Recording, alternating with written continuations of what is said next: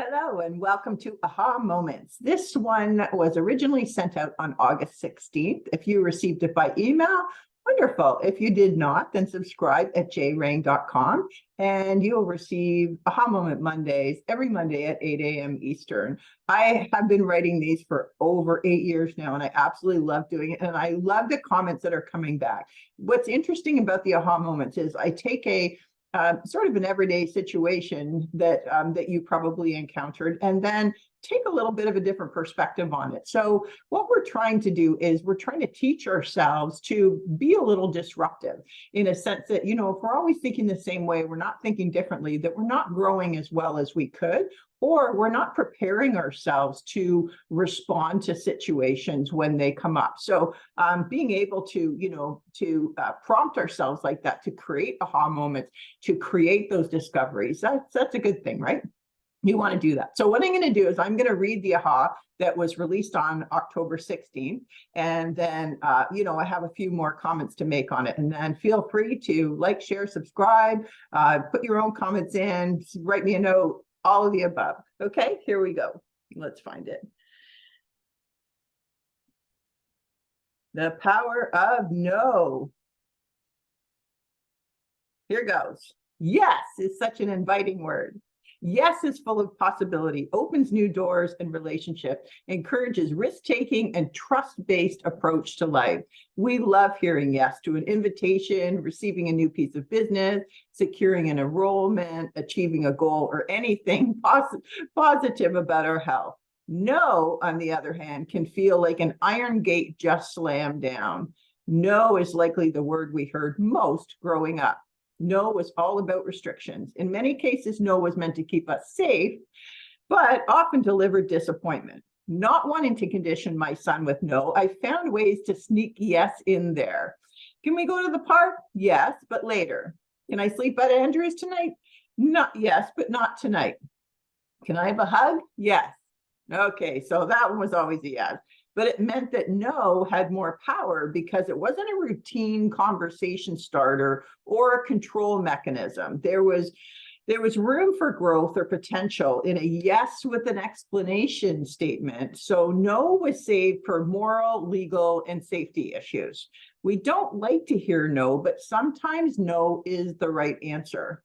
Can no be a sign of decisiveness and boundaries?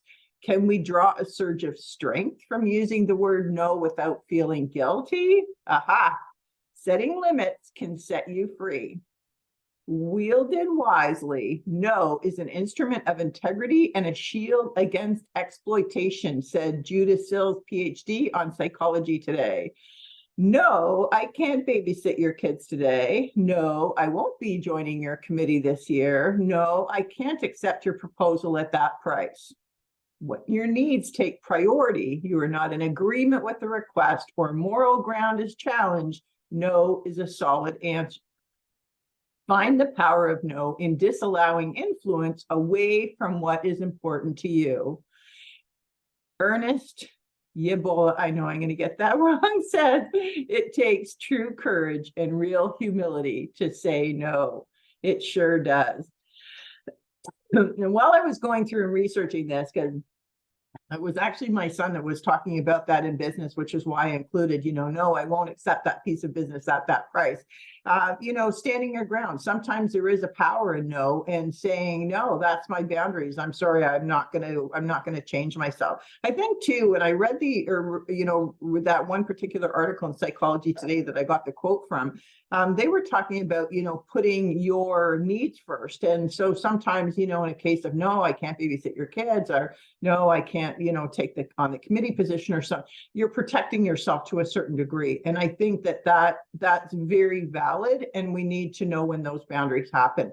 The other one was what I mentioned earlier with my son, is that, the moral or safety or ethical, the categories that, rather than being influenced into doing something that is compromising to you, in a case of accepting a piece of business that wasn't at your price and feeling like you traded down or somehow somebody was taking advantage of you, Saying no is standing in your power and standing in integrity, right? With who you are and what you believe in. So, in the last couple of years, I think a lot of people have been talked into doing a lot of things that maybe against their what they know in their true self to be right.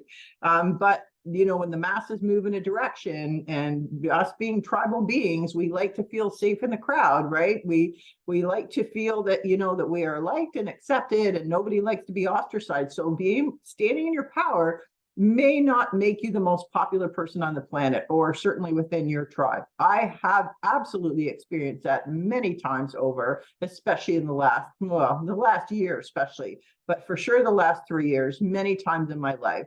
And not to say that in earlier years, before I learned the power of no, was I influenced and talked into doing a lot of things that, especially committee work, I have to admit, if I had some time in my schedule or I thought I could help somebody, I just did. I just jumped in and I did. But I would get to the point of being so overloaded that I would experience burnout, and I wasn't being very kind to myself. So that was my learning of the power of no in many cases, not just to protect my business. I'm certainly, pretty good at that, but to protect myself as well. I'm pretty good at giving away a lot of things, and sometimes to my own demise. So, I hope that that's of value to you too, and maybe you can relate to it. So let's exercise the power of no. As I said, it's not a control mechanism. It's not a conversation stopper. It's really meant to use it when it's appropriate, right? We love to say yes as often as we can. We love to help people. We love to